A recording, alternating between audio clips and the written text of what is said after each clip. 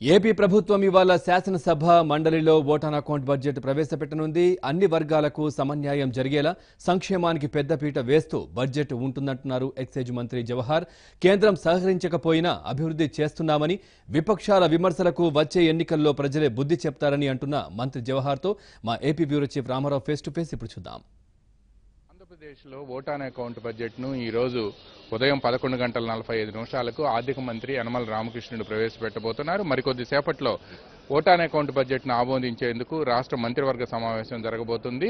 అయితే ఈ బడ్జెట్ ఎలా ఉండబోతుంది, ఏ వర్గాలకు ప్రాధాన్యం ఇవ్వబోతున్నారు, గత బడ్జెట్లో ప్రవేశపెట్టిన అన్ని పథకాలను కూడా రాష్ట్ర ప్రభుత్వం అమలు జరిపిందా లేదా అనే విషయమై మనతో మాట్లాడేందుకు రాష్ట్ర ఎక్సైజ్ శాఖ మంత్రి జవహర్ గారు ఉన్నారు. సార్, ఈ బడ్జెట్ ఎలా ఉండబోతుంది అనుకుంటున్నారు, ఏ వర్గాలకు ప్రాధాన్యం ఇవ్వాలనుకుంటున్నారు? ఈరోజు సంక్షేమం అభివృద్ధి అనేది ముఖ్యాంశాలుగా తీసుకొని ప్రభుత్వం పనిచేస్తున్నటువంటి పరిస్థితి ఉంది. ప్రధానంగా జనాభా దామాషా ప్రకారం ఏదైతే గత బడ్జెట్లో ఇచ్చినటువంటి ప్రాధాన్యత అంశాలు ఉన్నాయో అదే ప్రాధాన్య అంశాలు కొనసాగుతాయి. ఇంకా ఏమన్నా లెఫ్ట్ ఓవర్ ఉంటే అవి కూడా క్యారీ చేసుకొని అన్ని వర్గాలకి పూర్తి సమన్యాయం చేసే విధంగా, సామాజిక న్యాయం ఉండే విధంగా కూడా గౌరవ ముఖ్యమంత్రి చంద్రబాబు నాయుడు గారు చర్యలు తీసుకొని ఈరోజు ఓటాన్ అకౌంట్ బడ్జెట్ని ప్రవేశపెట్టబోతా ఉన్నారు. ప్రజలందరూ కూడా ఎదురు చూస్తూ ఉన్నారు. ఎందుకంటే ప్రజల యొక్క అవసరాలు ఈ ప్రభుత్వాలు ఏ విధంగా తీరుతా ఉన్నాయి, ప్రజల యొక్క సంక్షేమం ఏ విధంగా కాపాడబడుతుంది అనేదే ఈరోజు ప్రజలందరూ చూస్తూ ఉన్నారు. అదేవిధంగా ప్రజలందరికీ కూడా సంక్షేమాన్ని ఏ విధంగా అందించాలనేదే ఈ బడ్జెట్లో ఉండబోతా ఉంది. సార్, ఎన్నికల మేనిఫెస్టోలో పెట్టిన వాగ్దానాలే ఇంతవరకు తెలుగుదేశం అమలు జరపలేదు. తెలుగుదేశం ప్రభుత్వం గత బడ్జెట్లో ఏవైతే మీరు ప్రజలకు ఇచ్చారో హామీలు, ఆ హామీలను కూడా మీరు ఫుల్ఫిల్ చేయలేకపోయారు. ఇప్పుడు ఓటాన్ అకౌంట్ బడ్జెట్లో కూడా ఏం ఉండదు, కేవలం అప్పులు మాత్రమే చూపిస్తారని చెప్పి విమర్శలు చేస్తున్నారు.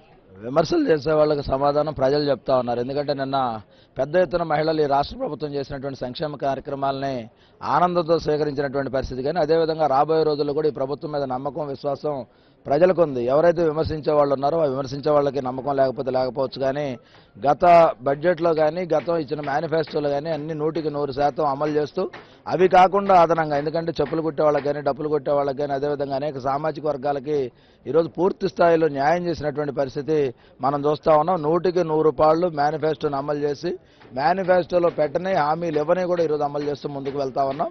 ప్రతిపక్షాలు చేసే విమర్శకి సద్విమర్శ అయితే స్వీకరిస్తాం తప్ప వాళ్ళు కావాలని చేసేదానికి మాత్రం నేను సమాధానం చెప్పాల్సిన అవసరం. అప్పులు మినహా ఏమీ లేదు ఈ రాష్ట్ర బడ్జెట్లో, కేవలం అప్పులతోనే ఈ రాష్ట్రం నడుస్తుంది అని చెప్పేది ఒక విమర్శ. 16,000 కోట్ల లోటుతో ఉన్నటువంటి ఈ రాష్ట్రంలో ఒక పక్క పోలవరం నిర్మాణం, మరో పక్క అమరావతి నిర్మాణం, ప్రజా సంక్షేమ కార్యక్రమాలు ఇవన్నీ చేసే క్రమంలో అప్పులు కొన్ని ఉండొచ్చు. కానీ అలా అని చెప్పి పూర్తిగా అప్పుల మీదే ఆధారపడి ఉండటం అనేది సరైనది కాదు. ఈరోజు ఏ విధంగా ఉండబోతుంది అనేది బడ్జెట్ చూసిన తర్వాత వాళ్ళు మాట్లాడితే బాగుంటుంది. కేంద్రం నుంచి నిధులు రాలేదు, తర్వాత మీరే చెప్తున్నారు రెవెన్యూ డెఫిసిట్ ఉందని చెప్పి. రెవెన్యూ డెఫిసిట్ ఉంది. పోలవరానికి మీరు ఖర్చు పెట్టిన 3,800 కోట్ల రూపాయల నిధులు ఇంతవరకు రాలేదు. నరేగా ఫండ్స్ దాదాపుగా 1,700 కోట్ల రూపాయలు రాలేదు. మన లోకేష్ కూడా వెళ్ళొచ్చారు. అయినా సరే రాష్ట్ర ప్రభుత్వం అప్పులు చేసి పెన్షన్లు పెంచింది, తర్వాతనేమో పసుపు కుంకుమ కింద మహిళలకు 10,000 రూపాయలు గ్రాంట్గా ఇస్తుంది. ఇవన్నీ కూడా కేవలం అప్పులు చేసి ప్రభుత్వ డబ్బుతో ఓట్లు కొనుక్కుంటున్నారు. ఈరోజు బడ్జెట్లో కూడా మళ్ళా రైతు రక్ష అనే ఒక పథకాన్ని ప్రవేశపెట్టి రైతులను కూడా ప్రలోభానికి గురి చేస్తున్నారని చెప్పేది వైసీపీ విమర్శ. ఈరోజు పేద బడుగు బలహీన వర్గాలకు సంబంధించి కానీ, అదేవిధంగా ఆర్థికంగా వెనకబడిన వారికి కానీ చేస్తున్నటువంటి సంక్షేమ కార్యక్రమాలను తన సుదీర్ఘ అనుభవం ఉన్నటువంటి రాజకీయ నాయకుడు ఈరోజు చంద్రబాబు నాయుడు గారు చేస్తూ ఉన్నటువంటి పరిస్థితుల్లో వాళ్ళు విమర్శించడం అనేది సహజంగా చేస్తూ ఉంటారు. ఈరోజు ప్రజలు సంతోషంగా ఉన్నారు, ప్రభుత్వం ఇబ్బంది లేకుండా చేస్తూ ఉంది. కేంద్రం సహకరించబోయినప్పటికీ ఈ 4.5 సంవత్సరాల్లో ఏ విధంగా అయితే జాగ్రత్తగా మేనేజ్మెంట్ అనేది జరిగిందో, ఆర్థిక పరంగా క్రమశిక్షణ కలిగినటువంటి పార్టీగా, ప్రభుత్వంగా ఈరోజు మనం చేసుకుంటూ ముందుకు వెళ్తున్నటువంటి సందర్భంలో వాళ్ళ విమర్శలను అయితే పట్టించుకోవాల్సిన లేదు. ప్రజలు సంతోషంగా ఉన్నారా లేదా, ప్రజల అవసరాలు తీరుతా ఉన్నాయా లేదా, ప్రజా సంక్షేమ కార్యక్రమాలకు ఎక్కడ లోటు జరుగుతుందనేది ఆలోచన చేయాలి తప్ప అప్పు తెచ్చారా లేకపోతే ఎక్కడుంది, డబ్బులు ఎక్కడ ఉన్నాయంటే ఇవన్నీ చూపించే మాత్రం కాదు. ఎందుకంటే వాళ్ళు కూడా అధికారంలో లేకపోబట్టి ఏదో విమర్శలు చేయాలని ఆలోచన చేస్తున్నారు తప్ప ఇక్కడ ప్రలోభాలు పెడితే ఓట్లేస్తారనుకుంటే అది భ్రమ అవుతుంది. ఎందుకంటే ప్రజలు సంక్షేమ కార్యక్రమాలు, అభివృద్ధి కార్యక్రమాలు చూసి మాత్రమే ఓట్లేస్తారు. అయితే ఈరోజు ఉదయం 11:45 ఆ బడ్జెట్ను శాసనసభలో ఆర్థిక మంత్రి యనమల రామకృష్ణుడు ప్రవేశపెట్టబోతున్నారు. ఆ శాసన మండలిలో మంత్రి నారాయణ ఈ బడ్జెట్ను ప్రవేశపెట్టబోతున్నారు.